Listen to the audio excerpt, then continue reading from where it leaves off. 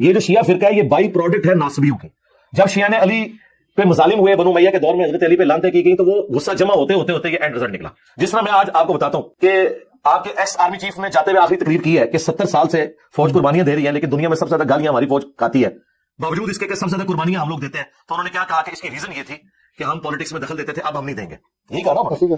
تو انہوں نے ایک ریزن بتائی کہ یہ ایک دن میں نہیں ہوا, 70 سال کا غصہ جمع ہوا ہے جو اینڈ میں آج اس حالت میں نکلا کہ اس وقت پاکستان کی کوئی پولیٹیکل جماعت دو بول ہمدردی کے فوج کے لیے بولنے کے لیے تیار نہیں ہے.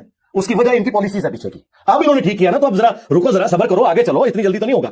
تو یہ جو اس وقت اینٹی فوج بیانیہ آیا ہے نا, یہ بائی پروڈکٹ ہے اس کا جو انہوں نے لچ تال کے رکھا 70 سال تک پالیٹکس میں.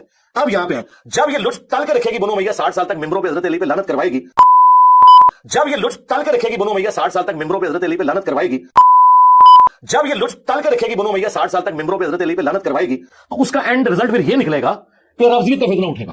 تو پھر اب آپ صبر کریں گے, اب طریقے سے آپ نے اس مقدمے کو لے کے چلنا ہے, اس مقدمے کو لے کے چلیں گے اور ان کو بتائیں گے کہ یہاں پہ معاملہ مس ہینڈل ہوا, یہاں پہ آپ کا موقف غلو پہ مبنی ہے جس طرح ہم نے بتایا. بعض ماچے اس وقت بنے ہوئے, وہ کہتے ہیں نہیں صلح حسن تک لعنت ہوتی تھی, بعد میں ختم ہو گئی تھی. تو پھر عمر بن عبدالعزیز نے کون سی لعنت ختم کروائی تھی 60 سال کے بعد؟ کہتے ہیں کہ 60 سال ہم کلپ ریکارڈ کرا چکے ہیں, چیلنج دے چکے ہیں کئی دفعہ. مرزا صاحب 2 دفعہ تو ہمارا کلپ آن دی ریکارڈ موجود ہے کہ اگر آپ ثابت کر دیں کہ 60 سال ممبروں پر لعنت ہوتی رہی, آپ کو منہ مانگا انعام ہم دیں. اس کے بارے میں کوئی ایک صحیح الاسناد روایت آپ پیش کر دیں. آپ کو صحیح الاسناد روایت کوئی نہیں نہ ملی مرزا صاحب, تو آپ نے تاریخ الخلفاء سیوطی کا حوالہ دے دیا, تاریخ الخلفاء کا حوالہ دے دیا, حالانکہ اس میں کوئی سند ہی نہیں, اس میں کوئی سند نہیں ہے. اور جہاں پر سند ہے وہاں ابو مخنف لوط بن یحییٰ جھوٹا راوی کذاب ہے مرزا صاحب. یہ بات ہم بار بار آپ کو بتا چکے ہیں. آپ کیا رجوع کرنے کے لیے تیار ہوں گے؟ آپ بتائیں گے لوگوں کو کہ میں نے یہ خیانت کی تھی, یہ دیانت کے منافی کام کیا تھا اور آج میں اسے توبہ کرتا ہوں. کہاں ہے اس کی سند کے 60 سال ممبروں پر لعنت ہوتی رہی؟ لعنت اللہ علی الکاذبین. ایسا کچھ نہیں تھا, یہ آپ نے جھوٹا پروپیگنڈا کیا سیدنا معاویہ رضی اللہ عنہ کو بدنام کرنے کے لیے. بعض ماچے اس وقت بنے ہوئے, وہ کہتے ہیں نہیں صلح حسن تک لعنت ہوتی تھی, بعد میں ختم ہو گئی تھی. تو پھر عمر بن عبدالعزیز نے کون سی لعنت ختم کروائی تھی 60 سال کے بعد؟ مرزا صاحب نے اس کا حوالہ اکثر نہیں دیا.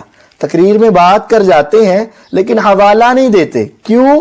انہیں پتا ہے کہ اگر میں نے حوالہ دے دیا تو لوگ تحقیق کر کے وہاں پہنچیں گے اور وہاں تو پتا چل جائے گا کہ یہ تاریخ کے کھوٹے سکے کے سوا اور کچھ نہیں ہے. ہاں, ایک جگہ پہ مرزا صاحب اس کا حوالہ دیتے بھی ہیں. مرزا صاحب کا ایک پیپر ہے نا, جو ریسرچ پیپر, اس کے اندر انہوں نے یہ بات نقل کر کے حوالہ پیش کیا. لیکن وہاں ایک بات قابل غور ہے, مرزا صاحب ہمیشہ انٹرنیشنل نمبرنگ بتاتے رہتے ہیں, لیکن یہاں جب تاریخ الخلفاء کا حوالہ دیا تو صفحہ تک بھی نہیں بتایا. کچھ تو ہے نا. بقول شاعر ادھر ادھر کی نہ بات کر, مجھے یہ تو بتا قافلہ کیوں لٹا. مجھے رہزنوں سے گلا نہیں, تیری رہبری کا سوال ہے.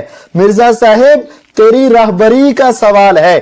باقی سب جگہ آپ ان کے حوالے پیش کرتے ہیں, صفحہ نمبر بتاتے ہیں, حدیث نمبر بتاتے ہیں, اور یہاں کیوں نہیں بتایا؟ وجہ یہ ہے کہ تاریخ الخلفاء کتاب لکھنے والے امام جلال الدین سیوطی رحمہ اللہ یہ پیدا ہوئے ہیں 849 ہجری میں, اور جو تم ایک الزام لگاتے ہو کہ 60 سال تک لعنتیں برستی رہی, نعوذ باللہ من ذالک, اگر یہ بات مانی بھی جائے تو پھر بھی درمیان میں فاصلہ کتنا ہے؟ 789 سال کا. اب یہ درمیان کا اتنے 100 سال کا فاصلہ, اس کے لیے مرزا صاحب کوئی سند چاہیے کہ نہیں؟ کیا اس کے لیے کسی سند کی ضرورت ہے یا نہیں؟ آپ نے مسلم کا, صحیح مسلم کا مقدمہ پڑھا اور پڑھایا ہے, کیا اس کے اندر سند کی کوئی اہمیت نہیں؟ مرزا صاحب خدا را اپنے اس عمل پر غور کریں. 700-800 کے قریب سال تک یہ درمیان کے فاصلے کی اس کتاب میں سند ہی نہیں ہے. ضعیف ہونا تو دور کی بات ہے, جھوٹی ہونا تو دور کی بات ہے ہی نہیں. اب جو لوگ مرزا صاحب کی اس بات کو لے کر دنیا کے سامنے یہ کلمات کہتے نظر آتے ہیں.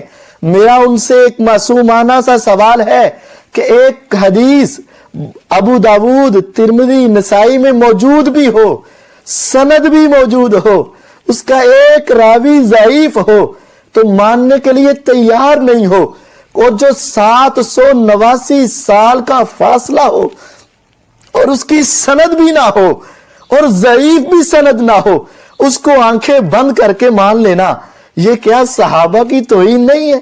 کیا یہ صحابہ سے دشمنی نہیں ہے؟ کیا یہ صحابہ سے بغاوت نہیں ہے؟ کیا یہ ان سے محبت کی علامت ہے؟ نہیں نہیں نہیں نہیں، ایسا نہ کرو مرزا صاحب، یہ آپ کی سب سے بڑی دلیل کی کیفیت ہے. باقیوں کا کیا ہوگا؟